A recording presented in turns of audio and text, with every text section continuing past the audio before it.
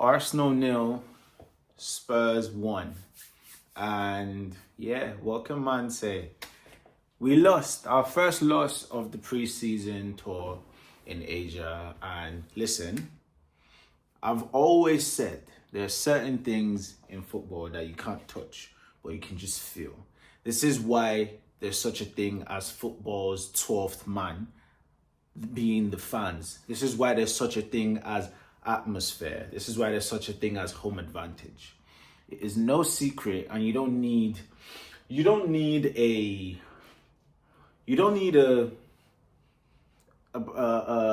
soothsayer or a fortune teller. Yes, you don't need a fortune teller to tell you that Spurs have an advantage in Asia. Anywhere in Asia, Spurs have an advantage. The Spurs brand is bigger. There's a lot more fans. There's a lot more bias. This is my opinion, right? You can call it cope. You can call it making excuses. I don't give a damn. This is what I watched. This is what I felt. This is what I experienced. Every single call that could have been made in to give Spurs an advantage was made. Every single way Spurs could have been given an advantage, it was done. Fouls that were not fouls were given against us to Spurs' advantage. This is what I experienced. This is what happened. The fans, I like to believe there were a lot more Spurs fans, but there was bias. So that's number one. And number two, these men are fresh off winning the trophy. All right? There's something that does to you as a player, winning the trophy. And I can't wait till Arsenal have it. No, not Arsenal. I can't wait till this team, yeah? Because I like to believe the core of this team was achieved in 2025. No, 2024. That is when the core of this team was established, 2024. That second half of 2024 to the first half of 2025, that's when the core of this current team was established. And that's when the core of the people that you can say, you man have not won a trophy. The people that won the FA Cup, the last proper trophy we won, they're not here no more. And like the ones that are here, they weren't the significant players. I think Saka played on the left as a left back in that final. I don't know. Point is, this is what winning a trophy does, bro. Just like Chelsea. It's a case where when you get a thirst for it, right? So this is why Spurs won. You know, obviously the deciding goal, because this is why context is always needed. There's difference between how you lose, bro. This is what I'm saying. This is the confidence we have in this team. We are not capitulating. You're not scoring us more than one goal or two goals. Even that one goal you score, there's a way it would be a fault. But listen, take nothing away from their goal. It wasn't a fluke. It was our play. They dispossessed us and played a shot. And our keeper was off his line. And the goal was sexy. All right? And they also didn't capitulate. They also, bro, and their front line seemed more potent than ours, bro. Especially the left, you know. And then, so this game, I just enjoyed the things I enjoyed. What did I enjoy? I enjoyed seeing our players. I enjoyed seeing Max Dowman realize that, bruh, shit ain't sweet. Because last game, the couple games Max Dowman has had, it's been blistering shit. But this is the game. When it's not just the players that are against you, it's the atmosphere, it's the ref. This is men's football. When home advantage is a thing. You've been playing under 15s, under 18s. That's not where the real fans of clubs are. So you don't understand the difference in the atmosphere. I was happy to see him get introduced to the atmosphere. The kind of atmospheres that exist a semi-final, that exists in fucking Etihad, that exists in Old Trafford, exists in the Premier League, in men's football. I was happy for that kind of development for him. And he stood. And it just is what it is. This was his first experience understanding what it's like to be the Arsenal, playing against bare Lowblocks. Understanding what it's like to reap the cons of success. The cons of being a good team is that people will prepare for you to be a good team. The cons of being better than everyone else is that people will prepare for you to be better than them more often than not. This is why more times all the games we lost and drew to, there were teams that on paper, they're supposed to be better than us. We've not lost to any team that's on our level or higher in a minute except PSG. You understand what I'm saying? And that's why that PSG win was so uncharacteristic. That's correct. Whew. That PSG loss was quite uncharacteristic because this is not what usually happens.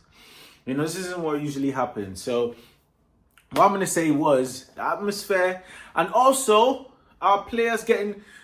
I enjoyed watching the players. Let me start from the back. Watching...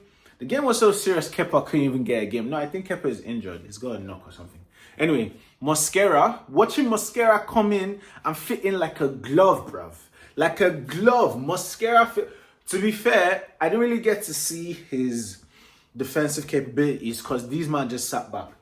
But Mosquera was on job with the passes, bro, with the positioning and with the agility and the speed. I liked what I saw from him. Today was a day, now further up, I got to understand Nogard a bit better. And it's a case where Nogard is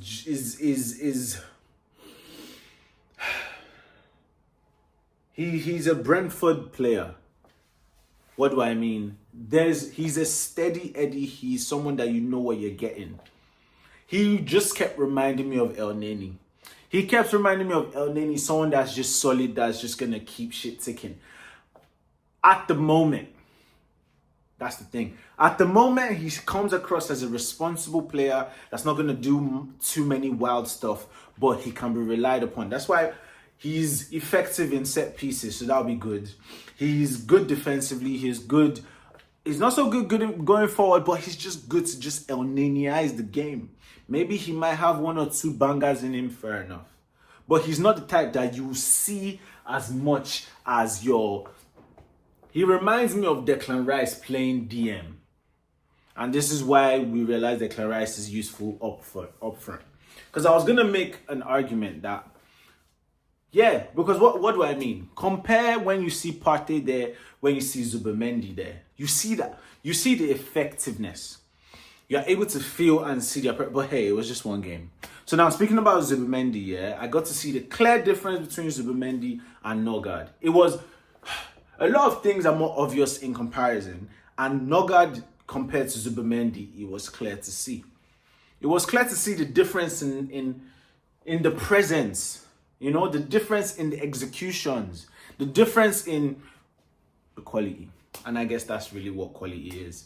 All those things put together when compared to one another. So I was able to see his quality.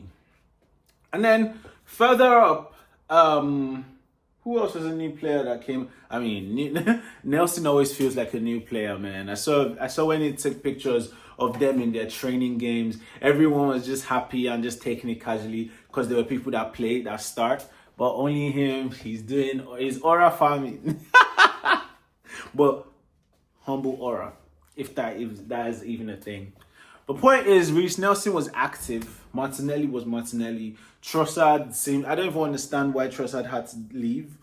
What happened there? What was that about? But hey, see, listen, I'm really not concerned, bro. Like, if you're going out the door, go out the door. Like, it's just annoying that we're not going to see Madueke. And then it made sense that I've not seen Man City on a preseason tour and I've not seen Chelsea on a preseason tour.